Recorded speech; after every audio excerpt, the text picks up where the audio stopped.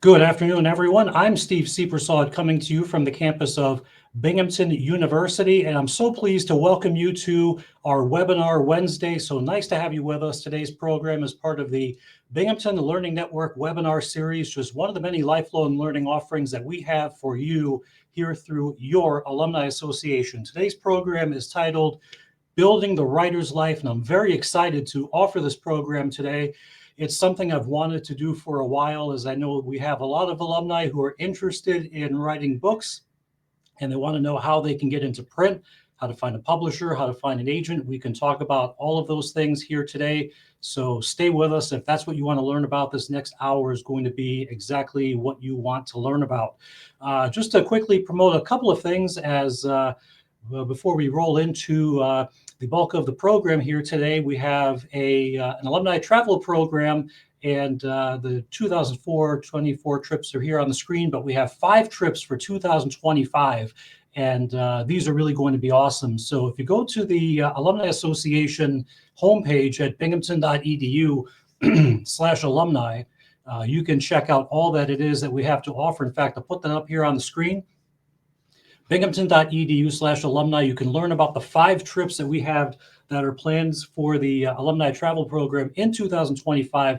They're really going to be awesome. A mix of domestic and international travel, varying price points. So no matter what it is that you are interested in, should have a little something for everyone. And one more thing, and then we will go ahead and bring in our featured speaker for today. Is we have an alumni podcast. And in fact, today's guest has a podcast episode, and we talked about her work in getting books published. And we started to roll into a little bit talking about how to get published. And we said, no, we're just going to wait until November because we knew we were going to do this program. And so here we are today. But check us out on Spotify, search Binghamton Alumni Podcast. And we're into our second season. I have about 15 episodes that have been published so far. Each one is an interview about 15 to 20 minutes long. And we talk to alumni who are doing cool things out in the world. And so those stories are certainly things that I think you'll find interesting. Check it out, of course, after the show, not right now. So really quick, let's talk about questions, because I'm sure you have questions, and our presenter is certainly willing to take your questions, and we can hit those during the hour here. So if you're watching us on Facebook Live, send those in as comments within the particular video, and we'll get to these questions. We'll roll them in during. So we're not going to say, let's save them all to the end. If we get a good question during and it makes sense to bring it in, we'll bring it in. So send the questions, start now if you'd like. If you're watching on the microsite, type them into the comment box. And from time to time, I'm going to pull in my email address, and you'll see it on a banner graphic like this one. So if you want to write it down now, I'll leave it up for a couple of seconds. Or you can wait, and I'll put it back on from time to time during the program. So if you don't get it all right now, not a big deal. And any one of those ways to get the questions to us, and we'll get the answers to you. So we want this program to be interactive and fun and fueled by your questions. And as I said, start now if you would like. All right, after that big buildup, I think it's time now to introduce our featured speaker for today from the class of 2020, not 2025, that would be next year, 2005. We're going into the future. We're going to stop doing that, talking about things in the future like those alumni travel program trips in 2025. Libby Cudmore from the class of 05, joining us from Oneonta. She is a 2-time published novelist and is quite busy these days. And very exciting, has a new book out, Negative Girl. And in fact, if you have the most recent copy of the Binghamton University magazine, go to the back section, which I know is the part everybody goes to first. It has all the cool alumni stories. And you will see the 2-page spread on new releases with lots of great books that are done by our alumni authors. And her book, Negative Girl, is included. And she's won a couple of awards recently, and of course had a novel published before this one. So I will say a little bit less of me and more of you, Libby, and I'll let you expand on that more and tell your story about how to get into print. And I'll see you back when we start to get some questions rolling in. So thank you so much for joining us. It's really great to have you. Oh, thank you for having me. And hello, all of my friends from Binghamton. It's so great to be here. Binghamton is such a huge part of my journey as a writer. So I'm really honored to be back here sharing my story. So a little bit about me and about my work. I picked up detective fiction while I was at Binghamton in 2004. So 20 years ago this semester. I took Arthurian literature with Michael Sharp, and we read The Long Goodbye, and that book changed my whole life. I realized that detective fiction was what I wanted to write, and got started. And I started by publishing short stories, which, if anyone is interested in, we can talk a little bit about at the end. But I do just want to focus on the novel. Now, one of the things I will say is that everybody's journey to publication is different. So this one is mine, and it's somewhat, I don't want to say outdated, but things have changed in publishing a little bit. So I will try to keep it as current as I can and keep that in mind. So even though publishing has changed a lot, the one thing you absolutely have to do before you can publish a book is you have to actually write a book. This idea that publishers are just going to pluck you out of the air and say, you should write a book for us, it's probably not going to happen. So you really do need to write that book first. And for me, my first book, The Big Rewind, was actually written piece by piece in a notebook that I got from a fellow Binghamton alumni as a graduation present. Um, on the bus to my job as the managing editor of the Hometown Oneonta and Freeman's Journal newspaper. So I wrote that page by page, scene by scene, put it all in a Word doc, edited it, and sent it off to agents.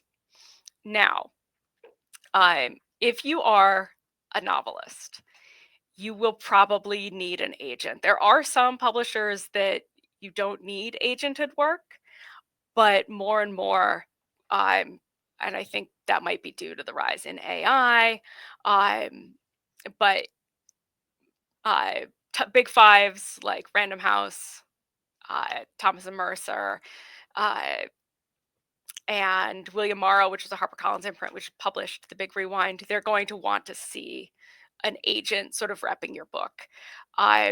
So, how do you get an agent? Well, that starts in part with a query letter.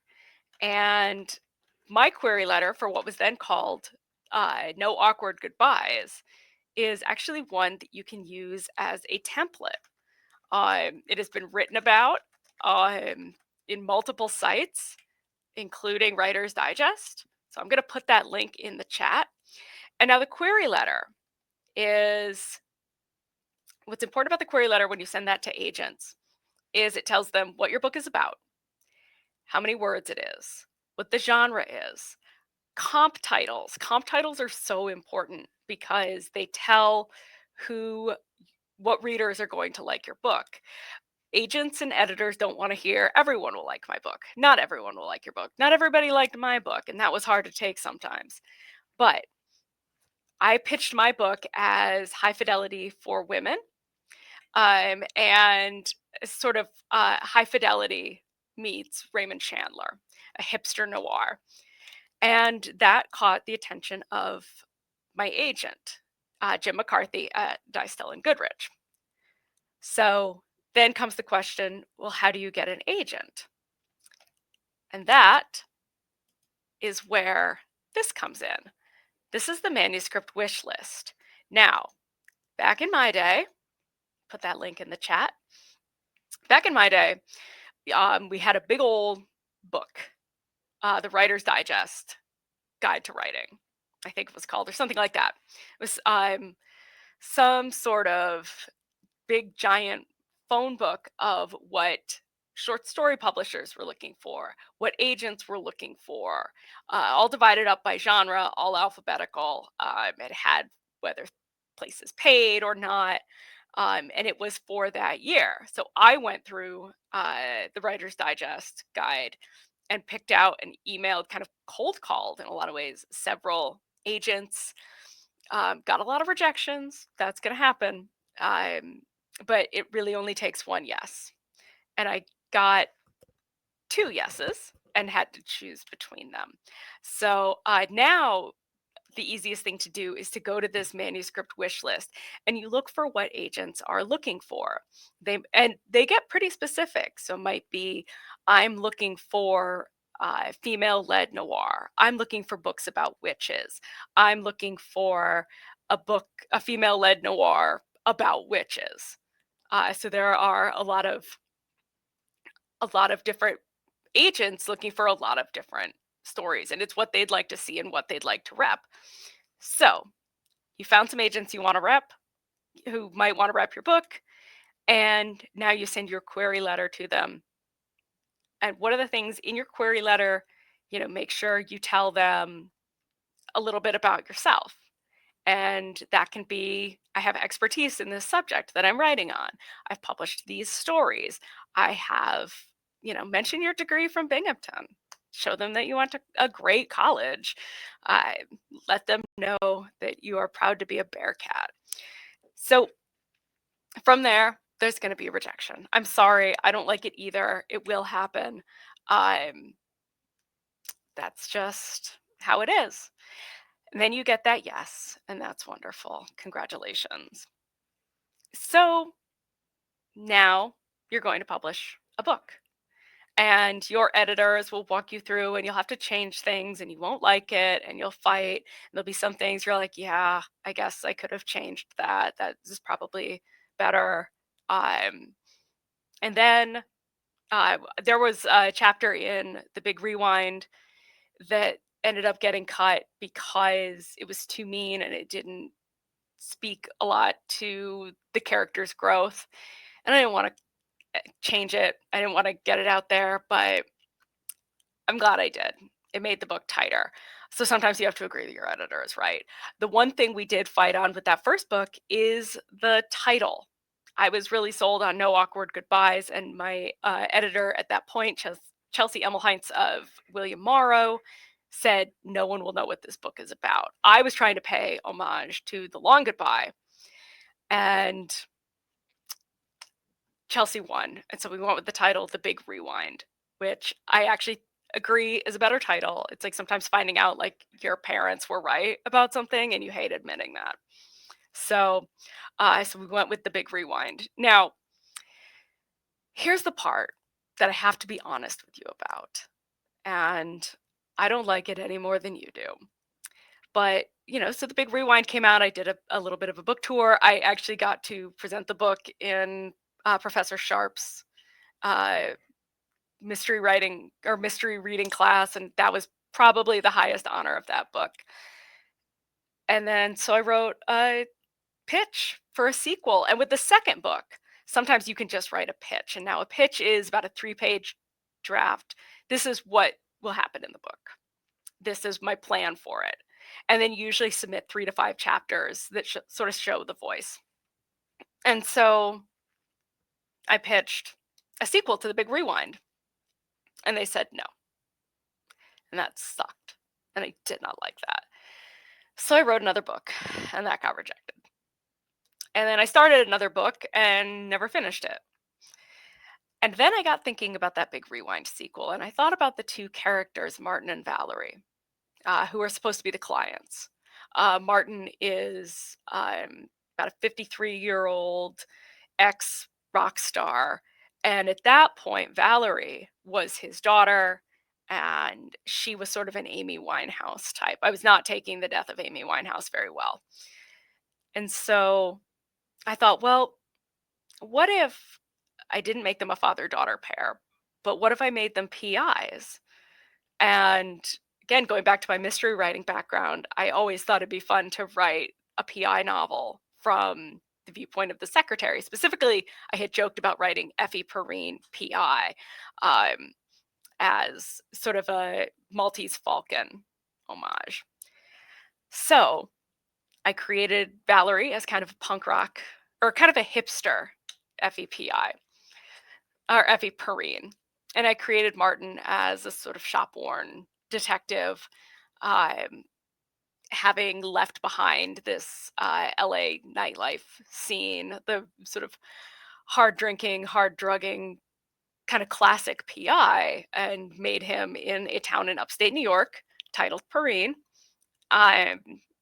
that is fully based on Binghamton. The only reason I didn't set it in Binghamton was that I needed some spaces to play that wouldn't actually be in Binghamton. So I worked on that, and I worked on it, and I worked on it, and I worked on it, and I worked on it.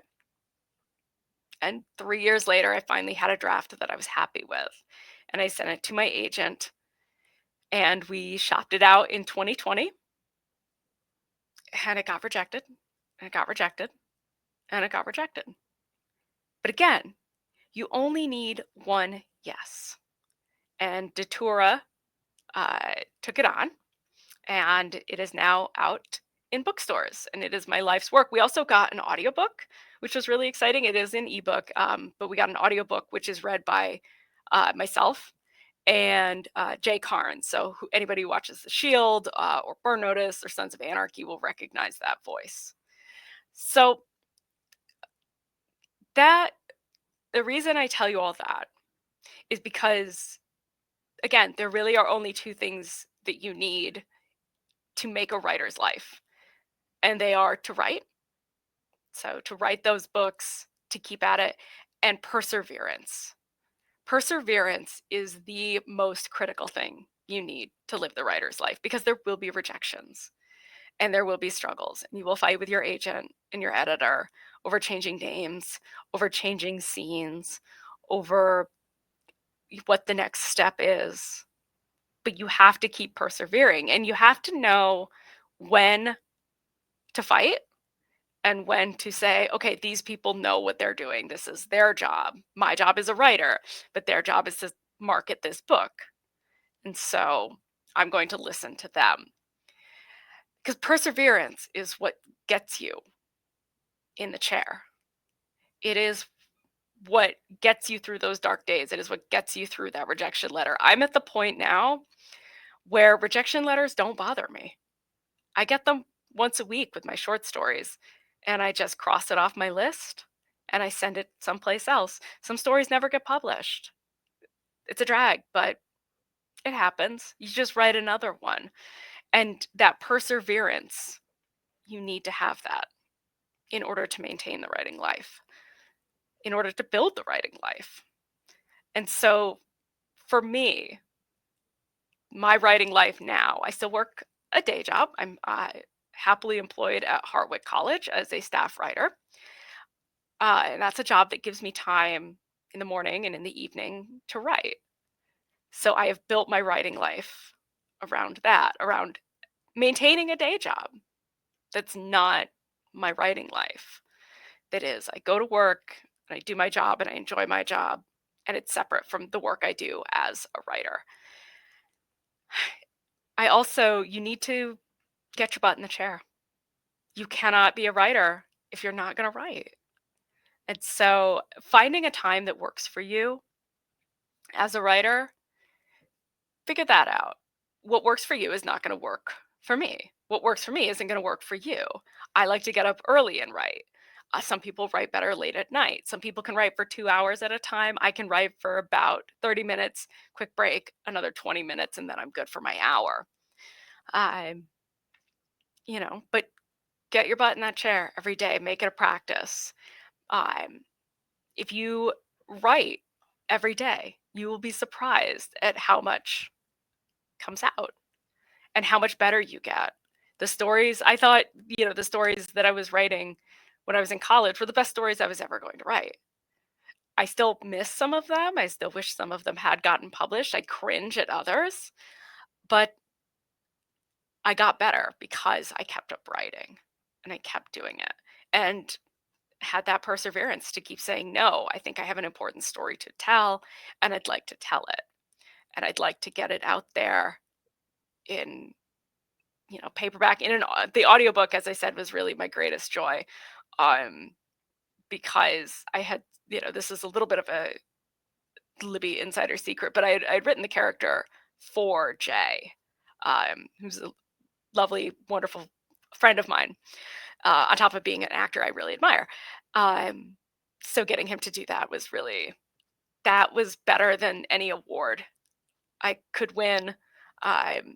You find those things that that are what you want, not necessarily like the markers of other people's success, I think is critical.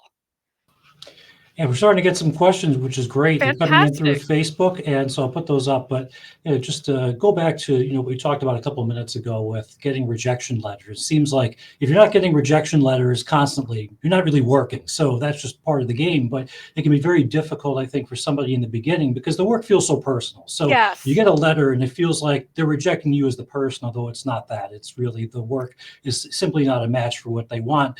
What suggestions would you have for somebody who's new that may be a little emotionally sensitive and just have a hard time understanding that it's not you? This is life as the writer. This is just how it goes. All you can do is just tell yourself, this is life. This is part of it.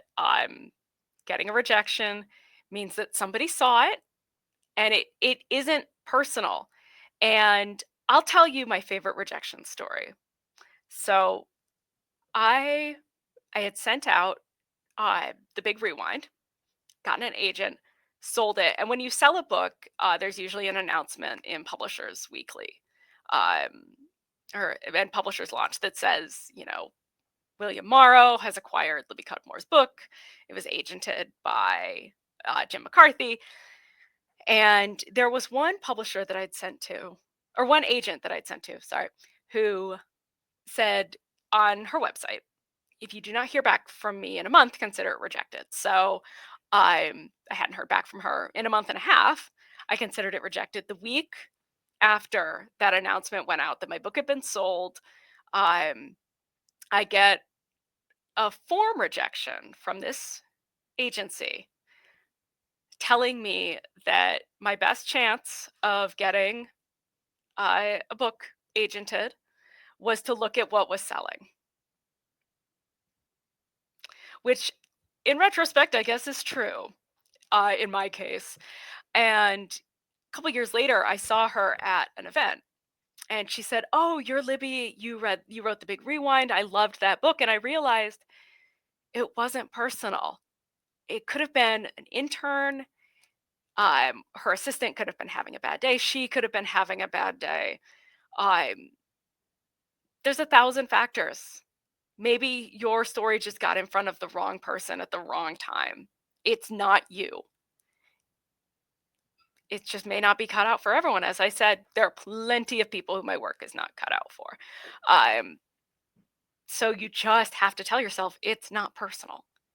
And for me, early on, the best way to deal with that was to immediately send it someplace else, not let myself wallow in that anxiety about, oh, they didn't like it, they don't like me. Also, I have a big personality, so I'm a little bit used to not being everyone's taste. I mean, that's a great way to say it. Sometimes just a matter of taste. And I remember getting a rejection for something I wrote, and I sent it to an agent in New York City. And my story and characters were very Midwestern. And they said, we simply just couldn't connect with this. And I thought that was a very even toned way to say it. I didn't feel like, oh, Steve, you're a horrible writer. Never No. bother us again. You're a terrible person. They weren't saying any of that. It's just No. like, it just wasn't for me, but maybe it's for somebody else. Or it just might not be selling.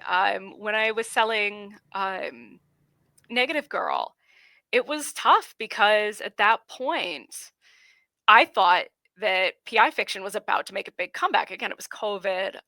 There were a lot of protests against cops, and so I thought the police procedural would be on the way out, and there would be room for the amateur and the PI, which is my genre. So I think I was wrong. I think the publishing was shifting so rapidly and in such a state of flux that we didn't know what was selling. And that's where manuscript wishlist is really, really a fantastic tool, which they really didn't have when I was shopping, because it gives you those specifics about really what they are looking for. So. And now the fun part, we'll go to some viewer comments and questions. Oh, fantastic. And I had accidentally flashed something on the screen earlier in your talk, but it was kind of a good thing because it reminded me that the production program here has a cool feature that I can take advantage of. So let's go ahead. We have Natalie had sent in a couple comments. We can put these on the screen. Hi, Libby. Hello, Natalie. And So hi, Steve. Natalie from Lake Worth. So Natalie, thank you so much for joining us. And she also wrote, I haven't been to Oneonta in about 30 years. And come on back. Come on back. Yeah, would love to see you there. Of course, I'm here in Binghamton, but maybe I'll drive out and we'll have a nice little chance Come to to the say autumn. hello. It's still here. Yes, it is. So happy that the winter's not here yet, although it was very cold here in Binghamton this morning. Oh, no, I meant the Autumn Cafe. Oh, the Autumn Cafe, Anyone the who's autumn been the in season, Oneonta. which is starting to kind of run out little by little, though today didn't really feel like it. You mentioned your good friend Michael Sharp. Kayla, love Michael Sharp. Oh my God, he was Who amazing. doesn't? He changed my great. life. He came to my reading, and I was so happy to see him. I just adore him to pieces.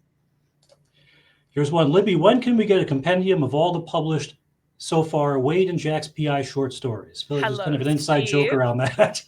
So the Wade and Jacks P.I. short stories are actually all the short stories leading up to Negative Girl. A lot of them were the characters originated in Ellery Queen, in Alfred Hitchcock Mystery Magazine, and in Tough. And I would love to put together a compendium. I think the best way to get new books from an author is to review their books, to buy their books, to tell friends about their books, to make it known that these are the things you want, because publishers need to know that. So, question from Fran Markowitz. How did you select an agent? That's a great question. Yes. I sent out the query letter. I selected Jim. I knew represented women's fiction and mysteries, which were sort of where I saw the big rewind. And most agents rejected me. He was the one that called me up and said that he was interested in the book. I did have another agent who was interested, but he was a younger agent. So he was very hungry, but he didn't have the track record of success that Jim had. Also, Dicel and Goodrich represented Kushiel's Dart, which was a book that I really, really loved in college. So it was really exciting to be part of that agency. And I've been very happy with them. Related to agents, here's another question. This one is, in your opinion, should a writing piece be done before sending it to agents? It's not an opinion. It's just the straight facts. It has to be done. It really, really needs to be done. There are occasional stories of people who had a short story published and an agent swept them up, but 99.9% of the time you have to have the book done. The big exception is if it's a nonfiction book, and then you'd have a longer proposal of what you're going to write and the research you're going to do. But for fiction, you really need to have that book done. It needs to be polished. It needs to be not necessarily professionally edited, but it needs to be as good as you can get it, because it really is. It's sort of like a gift you're giving to an agent. Don't make them do too much work. They want to read it and accept it and send it off with minimal edits. And certainly, to touch on something you said a little bit earlier, when somebody is reviewing your work, it's not just, do I like the story itself, but is it going to sell? And that's ultimately, at the end of the day, where the conversation starts or ends with a lot of people, if they feel the book is going to sell or not. I'm just curious from your side, if you've seen something where part of the decision on whether or not something should be published is the book's potential to be leveraged into like another platform. Say, we want to get a 2-for-1 out of this, say, option it into a movie and not just have it as a standalone book. I haven't seen that personally. I mean, I know people who've absolutely had that, but I've never had it sort of presented that way, unless you count the audiobook. And publishers and agents will negotiate those rights to see, we can, market it here. I know there are packaging companies that do that as well, that say, okay, we're looking for stories that do have those rights that we can, pitch as a TV show, pitch as a series. But I haven't had any experience with those. So no, I would love to see a series of Negative Girl, the Wade and Jacks series. So why get a compendium when you can have a TV series, right, Steve? Steve was in my class, so we were, I should say we, like we're not, but we are still very good friends, and I adore him. And so here we go. After The Big Rewind was published, did you consider publishing the sequel? Would you self-publish a collection of your short stories? Would that be something you're interested in? I haven't. I finished the tour, so I'm like, I can't even think about anything beyond tomorrow. So I'll have to get back to you on that one, Steve. I did, but the thing with the Big Rewind sequel was then I would have had to have written it. And when it didn't get picked up, I sort of set it aside in part because I was taking that rejection really personally and because they had said, "Oh, this book didn't sell enough to warrant a sequel." So I, fell into a slump and was really bummed for a while, and it took me a little bit to crawl out of that. So, now probably not. But um I don't as for the collection, I hesitate to say yes, only because I'm still writing Wade and Jack's stories. There's one coming out in the next Ellery Queen, which will be on newsstands December 15th, and then another one slated for next year. So I'm writing them so fast that I don't want to like stop to put together a collection because there'll always be two or three that still need to be in there. But if anybody wants to see them, you are always welcome to email me, libby.cudmore@gmail.com, and I'll just send them to you. I'll go ahead and type up a little graphic to put up on the screen in just a couple seconds. And we're getting all these great questions. It's tempting for me to jump the line and get to the ones that are at the end, but I want to be respectful of these in the order that they came in. This one from Vincent. What would you say is the best way to get into writing with the intention of getting published? Is it taking classes, pursuing an MFA? I'm gonna be real. I did not appreciate and did not like my MFA program. When people ask where I went to college, I always just say Binghamton. If they bring up an MFA, I'll talk about it, but I didn't have a great experience in my MFA program. Taking classes is really the best. Take fantastic classes, take online classes, join writers groups like Sisters in Crime, or different associations. I'm really big. My sort of passion for writing groups is Barrel House. I've never actually been published in Barrel House. They've rejected every story I've sent. But I've written some pieces for their blog and I attend their annual writer camp. And just being around other writers opens up publishing opportunities because you hear, oh, my friend Tad was published in Ergo, so I will submit something to them. They rejected it, but it's fine. This person is doing this, so maybe I'll try something. I ended up taking a hermit crab writing class from someone I knew from Barrel House.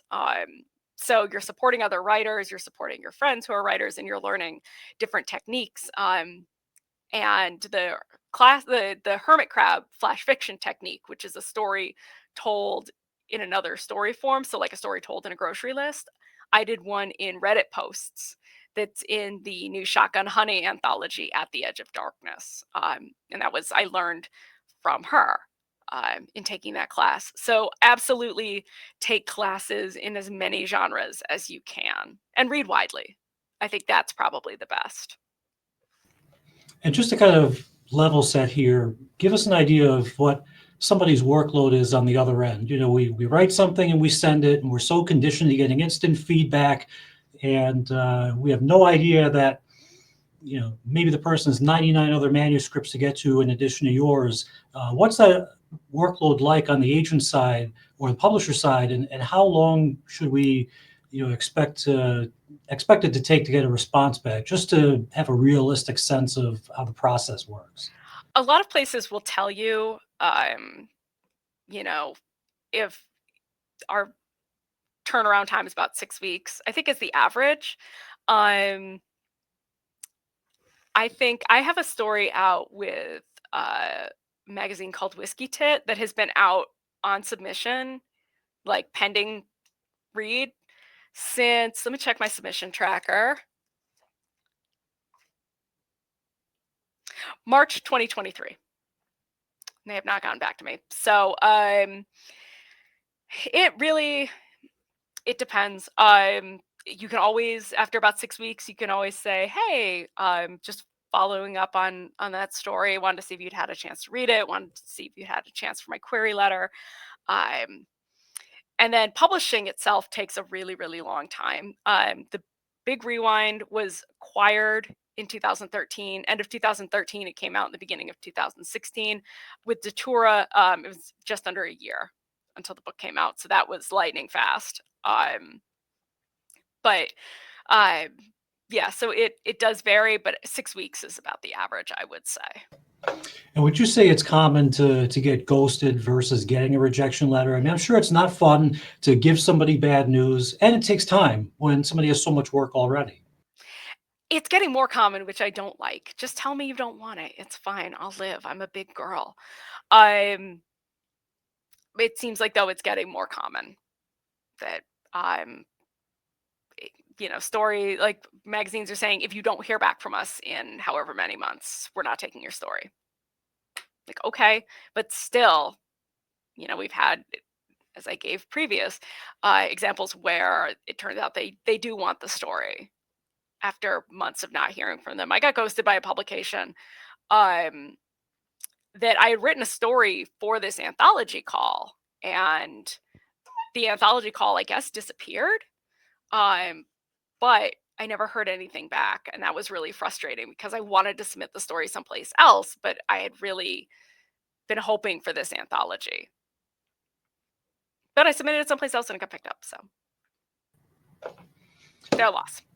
Their Always, loss and that's indeed, another yes. thing. That's another thing is you can give yourself a little mantra when get these rejections. You can just say they're a loss or they will be sorry. I mean, don't definitely please, I'm begging you, do not send them like a you'll be sorry someday, like manifesto. Just accept it and move on. But you laugh, but there are people who do that, and it's really embarrassing for everybody. And you will get blacklisted. Word spreads around among authors. The stories I could tell. That's definitely.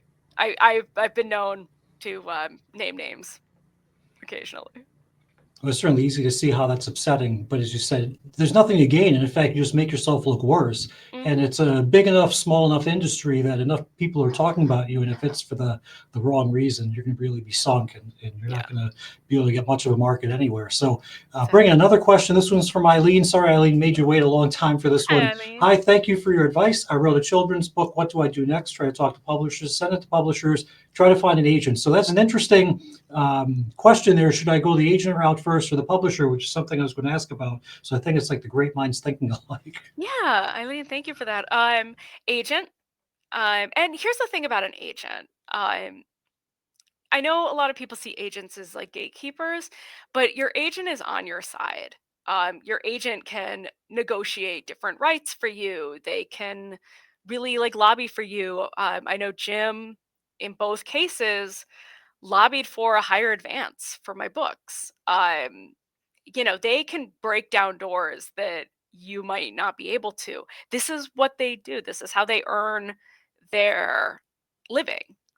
And so they want to sell your book. And because, you know, they don't get paid if they don't sell your book, which some people find really offensive, but I find very comforting because I know that my agent has a personal investment in my work and isn't doing it because he's a friend or because he's doing me a favor. He's doing it because it's his job. So I would say go to manuscript wish list, see who is looking for those kind of books and send it off. So good luck. And let me know when it gets picked up. And Put it just in the thinking alumni through that, magazine. yes, and we'll put it in the alumni magazine, of course. You can send that directly to me, and I'll put my address back up on the screen. I love telling stories like that. It's one of the most fun parts of this job. And thinking through what you said in that answer just there, and role playing. If I'm the writer, I want that tough gatekeeper as the agent, and know that like if that was a tough gate for me to enter, and you have my work, that you're going to be 100% passionate in a fight like you know what on my behalf versus somebody who's like, sure, I'll just take it. I'm not going to do a lot with it. And it was easy to get them, but they don't really get you anywhere. And at the end of the day, what do they get you? You're not Yeah. into print. You're not selling. You're not getting your name out there, not making money. You're not in the alumni magazine. All the good stuff you want is not happening. Yeah. No agent is better than a bad agent. A bad agent can ruin your career. Let's see here. Here's another one. Steve is getting the extra credit. So millions of people try to publish their book. Only the smallest percentage get to publish one, let alone two. How does it feel to be the best of the best? Steve, stop it. It feels amazing. Honestly, I'm gonna be slightly petty here, and I have a nemesis. All writers do. I really think we need to like bring back writer nemesis, um, who only published one book, and this was someone who he's my nemesis because he tried to sabotage part of my career. Um, and I have two, and he only has one, and I have two, and that's more than one, so it feels pretty great.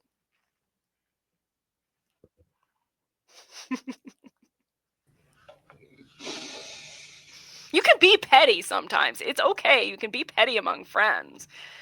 Just don't be petty sort of in public. Yes, I can be the same way. We're only human, and for me, it's not about because I'm not a writer trying to get published, but in other spaces, I try to get things done. And once in a while, I'll have a quiet laugh or a laugh among family at certain people, like detractors, that say you're not going to be able to do blah blah blah, and then when you get it done, it's like, yeah, well, I did. see who's at the top here, right? So it's it feels good sometimes. Although I it's not my motivation for doing things. I know it's not yours, but we're human, so like that Yeah. happens. It's like It you have doesn't. feelings. It doesn't have to be your motivation, but you can enjoy it a little bit. So here's a question from somebody other than Steve. Although Steve, thank you so much. I mean, you've been great at feeding us comments and questions, and certainly keep them up. Although Libby said to Y'all are stop it, but this Steve says it's okay.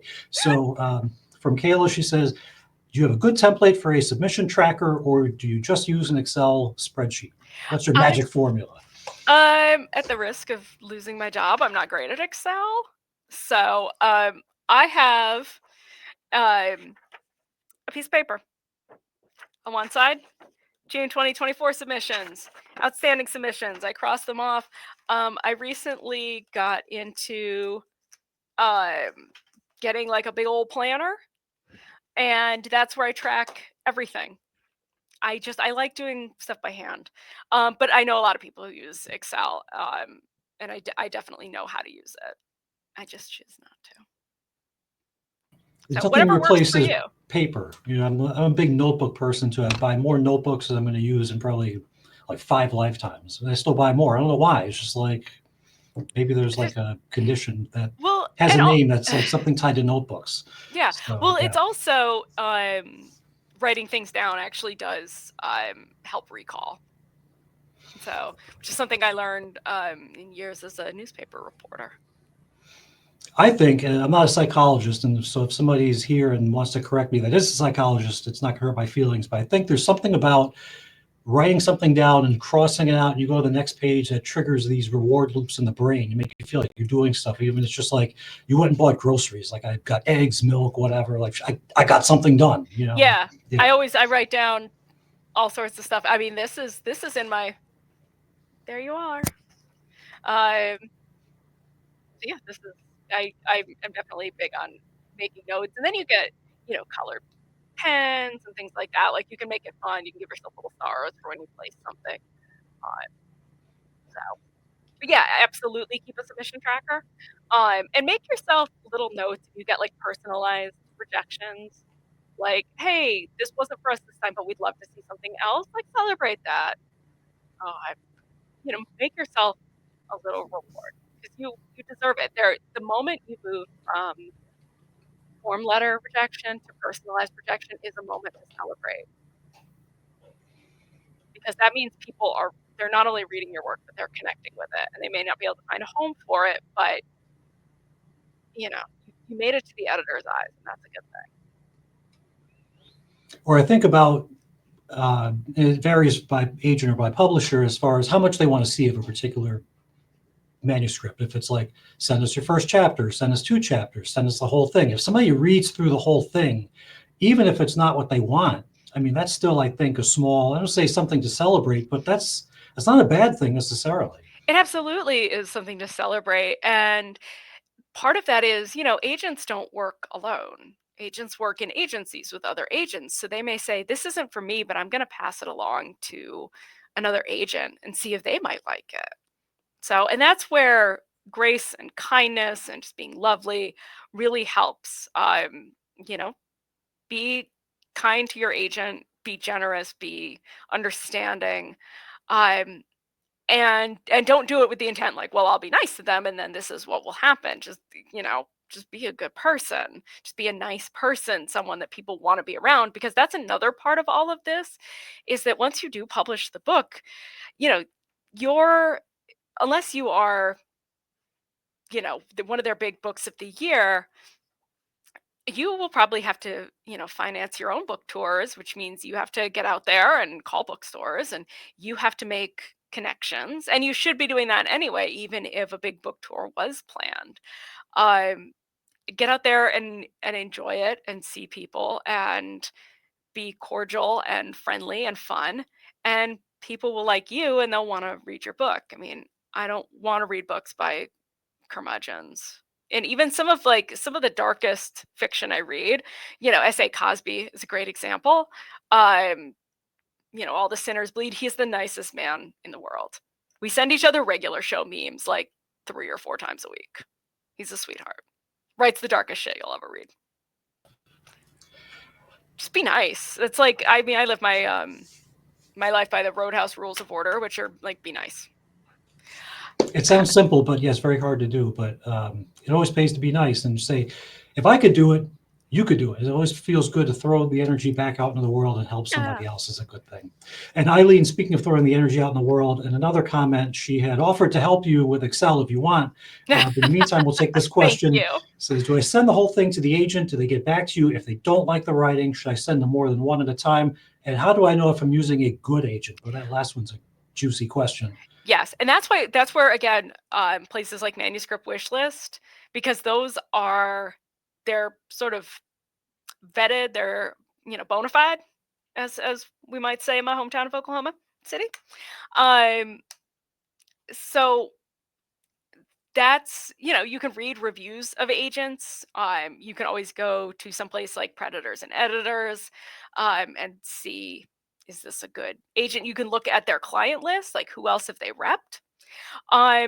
As for sending them, they will tell you. They may say, we want to see the whole thing. Again, they'll have it on their website. We want to see a synopsis. We want to see 5 pages. They will let you know. Some may want to see the whole thing. Some may want to see something else. You can absolutely send to more than one. Make your list of agents who are accepting what you are sending out. And then winnow that down to like, who are the 5 that I'd really, really like, and send it to those 5 in individual emails. Do not blind CC them. Then if you get rejected from all 5 of those, which I hope you don't, go to the next 5 and the next 5. Every time you get a rejection, send it to someone else. And keep an eye out for things like contests. A word to the wise on contests. Careful with submission fees, because if it's a $20 submission fee for a $100 prize, that isn't worth it. If it's a $20 submission fee for a $3,000 prize, maybe. But again, do some research, see if it's a scam. Google is your friend. And just, you can always run something by me. You can always reach out to me personally, and I will do my best. I'm happy to look at query letters, things like that. That is a service I'm happy to offer to my fellow alumni. So we have about 10 minutes left. It's been great fun to take these questions, and we certainly can do that as we get closer to 1 o'clock. And I wasn't sure if there's anything else that you wanted to cover, but one thing I thought of just now, maybe you'd want to expand on a little bit, is the power of networking. And so just to share a personal story how this worked, although I didn't get published, and that was totally okay too. Just in the course of this job, just meeting people who are writers and agents, and I'd say, hey, I'm working on something. And I'm not necessarily saying, hey, can you rep me, or like trying to hit them up for a favor, but I'll just throw it out there. And usually the people who are like halfway good at what they do, that's like you fed them a little nugget and they want to find out more. And, maybe it turned into them looking at the manuscript, maybe not, but it's just like, what could it hurt? You're in a situation like that. But for others, if it doesn't necessarily easily come to them in a setting where they're readily meeting people in the space, what sorts of things should they be doing to kind of generate that activity? Well, I always hate the term networking. I mean, I consider, when I go to events, I'm making friends. Um, Networking is such a cold. I know what you meant, but it just is such a cold corporate word that I do not love. But practice your elevator pitch is a good one, and that's where your comps are going to come in handy. So your elevator pitch, mine for uh, the Big Rewind was a Brooklyn hipster finds a mixtape that she uses to help solve her friend's murder. So, just a one sentence, a log line, like what would be on the movie poster. Mine for Negative Girl was former punk turned PI is drawn back into his old life when his former bandmate shows up. So, get a compelling pitch and work on that and get that down. And then, ask people questions about what they're doing. Work it in organically. Being a writer is a very hard thing to be shy in. You really do have to get used to promoting yourselves. I mean, Steve can talk about this. I messaged him and said, "Hey, I'm a writer. I should be on the cover of the alumni magazine." Um, because I was one of the art models in at Binghamton, so I know how to do it. And he couldn't get me that, but he got me here. So, and that's even better. Um, so don't be afraid to ask for what you want. I think we've seen from the latest alumni magazine, the bar is set high. You've got to be in the Olympics now to make the cover of the alumni magazine. So, oh, That's how I'm gonna. yeah. When people ask like, so what made you become a New York Times bestseller? When I do get to be a New York Times bestseller, because all you guys are gonna run out and buy my book, I will say I wanted to be on the cover of the Binghamton Alumni Magazine. I've joked that I wrote this whole book to impress Michael Sharp. I've been out of his class. I got an A in the class, but I'm like in that like student mode where I'm like, I need to impress the teacher. You hate that I was saying that. That is great. And so it's going to sound like, we planned it, but we didn't plan to have this many pitches for the alumni magazine, but it's a great magazine. So if you have it, please read it. Although Yeah. I'll share a story. Well, no, I won't share the story because it has nothing really to do with Well, and anything. But yeah, I also write for the Hartwick Alumni Magazine, so I'm big on the alumni magazine. That's like my main gig. I'll just say it feels great when we have webinars, we talk about the magazine. Not so great when you're walking your neighborhood and you see it's like in somebody's recycling bin because garbage day is the next day. Oh so no, mine is. I put mine in like the little box where I keep all the mementos of my writing. So I like to think most everybody's like you. They keep the magazine, although I know they're not going to necessarily stay on somebody's coffee table forever. But I know they do read it and they love it, so that's great. And comment one more from Eileen, and then there was something else from Steve, and maybe we'll wrap up as we're close to one. Unless there's something else you want to share. I mean, I feel like we didn't necessarily have an order, you didn't have a tight agenda, and we'd rather keep it organic, but we want to make sure we get all the good stuff in. Eileen says, "You've been so nice. Can't wait to read your writing." So Eileen, thank you so much. I can't wait to see your book on the shelves. I've got a new niece or nephew coming, so I will get that out there so that I can pick it up and send it to them, pass on the joy of reading. And again, if you think of a question, you can always email me. Here's Steve again. I love writing as long as I am constantly receiving praise and positive feedback the whole time. Do you show your pages to Ian or a friend as you write them, or do you hold back and only show them once you've got semifinal drafts? Ian did not read this book until it was published. I don't show anybody anything ever. I wait till it's published. I'm so weird and shy about that, and it feels like superstitious. There are times I don't even talk about what I'm working on. People are like, "What are you writing?" I'm like, "Oh, stuff." Like, I'm very, very superstitious about it. So, yeah, nobody sees anything. That's good. Ian is my husband, by the way, which of course Steve knows. Steve knows all. I think sometimes it's worse to show things to family because it just is like it's too personal. Well, and The Big Rewind was such a personal book. that my mom in particular recognized like a lot of my ex-boyfriends that were represented in it, and it like made her cry. I'm like, Mom, it's cool, I'm over it. Like she's like, I'm just so sad they treated you that way. I'm like, Mom, it's cool, I'm over it.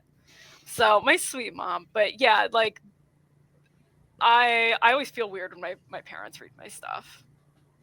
Just like maybe I clearly am over it. It's in the book. I felt good enough to write about it. So don't yeah, and cry I tears wanted for me about it. That's vengeance. okay. But But yeah. when my husband Ian reads stuff, I'm always just like, did you like it? Did you like? I'm constantly. I was on the phone today with a podcast co-host of mine, just like, well, I haven't heard from you. Like, have you finished it? Did you like it? He's like, it's great. And I'm like, but tell me how great it is. Like, tell me more. So I constantly crave praise. Hey, we're only human. It's like the We whole all thing about do. being petty, right? So once in a while, it's okay to dip into that as long as we don't stay there too long or let other people know, like, how we're not always a nice person. Yeah. Well, Libby, thanks so much. And it's Thank so you great so much. that have you on this webinar and just that you're so generous with your time and willing to Absolutely. field the inquiries from alumni who are interested in finding out more. And so thank you so much for Oh, joining us. thank you. Thank you all for coming, for spending your lunch hour with me. I really, really appreciate it. Good luck to all you writers. Keep me posted on your success. And again, like you're always welcome to say, I took this publishing webinar with Libby Cudmore. In your query letter, you can always mention, oh, I took this class, I took this webinar. Especially if you don't have anything else published, like let them know that you've done the work. And thank you to all of you. It wouldn't have been the same experience without you and your questions and comments. So thank you so much for joining us. We will have more webinars coming up in 2025. You can probably hear the campus chimes in the background as I have the window open. We're here at 1 o'clock, and it's time to wrap things up for today. January 22nd, we'll have a webinar on dementia. So if you're in the age set where you've got parents who are aging and they're showing signs of dementia or as fully escalated into that, this webinar will certainly be for you. That'll be Wednesday, January 22nd, with an alumna featured speaker who is a neuropsychologist and an expert on this topic. So join us then. I'm working on a financial topic for February, and either in March or April, something on teens and mental health. So we'll have some great things coming up. So check out our website to learn more about all the things that we offer you. I'll put that back on the screen here again, binghamton.edu/alumni, binghamton.edu/alumni. So the webinars will be posted there, in-person events, the alumni travel program, the podcast, all the great things that we have going on, ways for you to be involved here at the university. So check the website out when you can, because we'll be signing off. So that'll give you some homework to do after the fact. I certainly am very grateful to have you with us here. We had a lot of great webinars here in 2024. I look forward to programming a great year for you in 2025. So for Libby Cudmore, I'm Steve Seebersaw. Thank you so much for joining us. We'll see you on the next webinar.